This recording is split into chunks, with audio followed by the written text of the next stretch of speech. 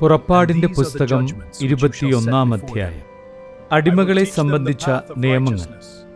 നീ അവരെ അറിയിക്കേണ്ട നിയമങ്ങൾ ഇവയാണ്. ഹെബ്രായനായ ഒരു അടിമയെ വിലക്കു വാങ്ങിയാൽ അവൻ നിന്നെ 6 വർഷം സേവിച്ചു കൊള്ളട്ടെ. 7-ാം വർഷം നീ അവനെ സൗജന്യമായി സ്വതന്ത്രനാക്കണം. അവൻ തനിച്ചാണ് വന്നതെങ്കിൽ തനിച്ചു പോയിക്കൊള്ളട്ടെ. ഭാര്യയോട് കൂടിയെങ്കിൽ അവളും കൂടെ പോകട്ടെ. യജമാനൻ അവന് ഭാര്യയെ നൽകുകയും അവന് അവളിൽ പുത്രന്മാരോ പുത്രിമാരോ ജനിക്കുകയും ചെയ്താൽ അവളും കുട്ടികളും യജമാനന്റെ വകയായിരിക്കും. ആകയാൽ അവൻ തനിയെ പോകണം.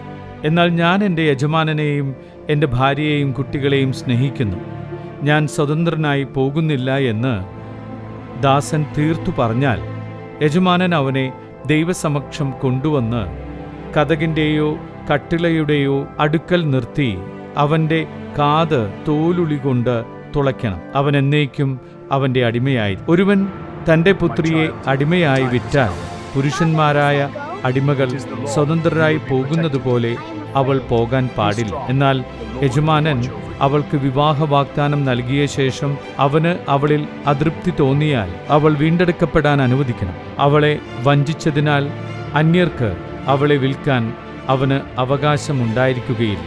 അവൻ അവളെ തൻ്റെ പുത്രന് ഭാര്യയായി നിശ്ചയിച്ചാൽ പുത്രിമാരോടെന്ന പോലെ അവളോട് പെരുമാറണം. അവൻ മറ്റൊരുവളെ ഭാര്യയായി സ്വീകരിക്കുന്നുവെങ്കിൽ ഇവൾക്കുള്ള ഭക്ഷണം, വസ്ത്രം, വൈവാഹിക അവകാശം എന്നിവയിൽ കുറവ് വരുത്തരുത്. ഇവ 3 അവൻ അവൾക്ക് നൽകുന്നില്ലെങ്കിൽ വിലയൊടുക്കാതെ അവൾക്ക് സ്വതന്ത്രയായി പോകാം. ദേഹോപദ്രവത്തിന് ശിക്ഷ. മനുഷ്യനെ അടിച്ചുകൊല്ലുന്നവൻ വധിക്കപ്പെടണം. എന്നാൽ കരുതിക്കുട്ടിയല്ലാതെ അവൻ്റെ കൈയാൽ അങ്ങനെ സംഭവിക്കാൻ ദൈവം ഇടവരുത്തിയാൽ അവന് ഓടിയൊളിക്കാൻ ഞാനൊരു സ്ഥലം നിശ്ചയിക്കും.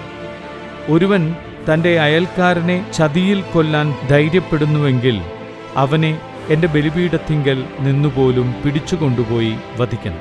പിതാവിനെയോ മാതാവിനെയോ അടിക്കുന്നവൻ വധിക്കപ്പെടണം. മനുഷ്യനെ മോഷ്ടിച്ച് വിൽക്കുകയോ തൻ്റെ അടുക്കൽ സൂക്ഷിക്കുകയോ ചെയ്യുന്നവൻ വധിക്കപ്പെടണം. പിതാവിനെയോ മാതാവിനെയോ ശപിക്കുന്നവൻ വധിക്കപ്പെടണം. ആളുകൾ തമ്മിലുള്ള കലഹത്തിനിടയിൽ ഒരുവൻ മറ്റൊരുവനെ കല്ലുകൊണ്ടോ മുഷ്ടികൊണ്ടോ ഇടിക്കുകയും ഇടികൊണ്ടവൻ മരിച്ചില്ലെങ്കിലും കിടപ്പിലാവുകയും ചെയ്തെന്നിരിക്കട്ടെ. പിന്നീട് അവൻ എഴുന്നേറ്റ് വടിയുടെ സഹായത്തോടെയെങ്കിലും നടക്കാൻ സാധിച്ചാൽ ഇടിച്ചവൻ ശിക്ഷാർഹനല്ല. എങ്കിലും അവന് സമയനഷ്ടത്തിന് പരിഹാരം നൽകുകയും പൂർണ്ണ സുഖമാകുന്നതുവരെ അവൻ്റെ കാര്യം ശ്രദ്ധിക്കുകയും വേണം. ഒരുവൻ തൻ്റെ ദാസനെയോ ദാസിയെയോ വടികൊണ്ടടിക്കുകയും അടികൊണ്ടയാൾ അവൻ്റെ അടുക്കൽ തന്നെ വീണു മരിക്കുകയും ചെയ്താൽ അവൻ ശിക്ഷിക്കപ്പെടണം. എന്നാൽ അടികൊണ്ട ആൾ 1-2 ദിവസം കൂടി ജീവിക്കുന്നെങ്കിൽ അടിച്ചവൻ ശിക്ഷിക്കപ്പെടരുത്. കാരണം അടിമ അവൻ്റെ സ്വത്താണ്. ആളുകൾ കലഹിക്കുന്നതിനിടയിൽ ഒരു ഗർഭിണിക്ക് ദേഹോപദ്രവം ഏൽക്കുകയാൽ ഗർഭഛിദ്രത്തിനിടയാവുകയും എന്നാൽ മറ്റപകടമൊന്നും സംഭവിക്കാതിരിക്കുകയും ചെയ്യുന്ന പക്ഷം അവളുടെ ഭർത്താവ് ആവശ്യപ്പെടുകയും ന്യായാധിപന്മാർ നിശ്ചയിക്കുകയും ചെയ്യുന്ന തുക അവളെ ഉപദ്രവിച്ചയാൾ പിഴയായി നൽകണം. എന്നാൽ മറ്റെന്തെങ്കിലും അപകടം സംഭവിക്കുന്നെങ്കിൽ ജീവനു പകരം ജീവൻ കൊടുക്കണം. കണ്ണിനു പകരം കണ്ണ്, പല്ലിനു പകരം പല്ല്, കൈക്കു പകരം കൈ, കാലിനു പകരം കാല്, പൊള്ളലിനു പകരം പൊള്ളൽ, മുറിവിനു പകരം മുറിവ്, പ്രഹരത്തിനു പകരം പ്രഹരം. ഒരുവൻ തൻ്റെ ദാസന്റെയോ ദാസിയുടെയോ കണ്ണ് അടിച്ചുപൊട്ടിച്ചാൽ അതിനു പകരം ആ അടിമയ്ക്ക് സ്വാതന്ത്ര്യം നൽകണം. ഒരുവൻ തൻ്റെ ദാസന്റെയോ ദാസിയുടെയോ പല്ല് അടിച്ചു പറിച്ചാൽ അതിനു പകരം ആ അടിമയ്ക്ക് സ്വാതന്ത്ര്യം നൽകണം. ഉടമസ്ഥന്റെ ഉത്തരവാദിത്വം. ഒരു കാള ഒരു പുരുഷനെയോ സ്ത്രീയെയോ കുത്തിക്കൊലപ്പെടുത്തിയാൽ അതിനെ കല്ലെറിഞ്ഞു കൊല്ലണം. ആരും അതിൻ്റെ മാംസം ഭക്ഷിക്കരുത്. കാളയുടെ ഉടമസ്ഥൻ നിരപരാധനായിരിക്കും.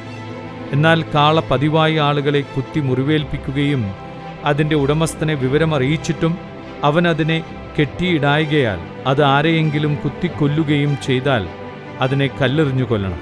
അതിൻ്റെ ഉടമസ്ഥൻ വധിക്കപ്പെടണം. മോചനദ്രവ്യം നിശ്ചയിക്കപ്പെട്ടാൽ നിശ്ചയിച്ച തുക കൊടുത്ത് അവന് ജീവൻ വീണ്ടെടുക്കാം. കാള ഒരു ബാലനെയോ ബാലികയെയോ കുത്തി മുറിവേൽപ്പിച്ചാലും ഇതേ നിയമം ബാധകമാണ്. ദാസനെയോ ദാസിയെയോ കുത്തി മുറിവേൽപ്പിക്കുകയാണെങ്കിൽ അവരുടെ യജമാനന് കാളയുടെ ഉടമസ്ഥൻ 30 ഷെക്കൽ വെള്ളി കൊടുക്കണം. കാളയെ കല്ലെറിഞ്ഞു കൊല്ലുകയും വേണം. ഒരുവൻ കിണർ തുറന്നിടുകയോ അത് കുഴിച്ചതിനു ശേഷം അടയ്ക്കാതിരിക്കുകയോ ചെയ്തതുകൊണ്ട് അതിൽ കാളയോ കഴുതയോ വീഴാനിടയായാൽ കിണറിൻ്റെ ഉടമസ്ഥൻ മൃഗത്തിൻ്റെ ഉടമസ്ഥന് നഷ്ടപരിഹാരം ചെയ്യണം.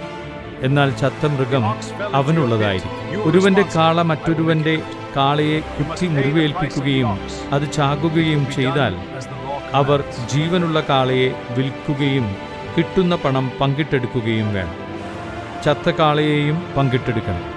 എന്നാൽ തൻ്റെ കാള കുത്തുന്നതാണെന്നറിഞ്ഞിട്ടും അതിനെ കെട്ടി നിർത്തുന്നില്ലെങ്കിൽ അവൻ കാളയ്ക്കു പകരം കാളയെ കൊടുക്കണം. ചത്ത കാള അവനുള്ളതായിരിക്കും.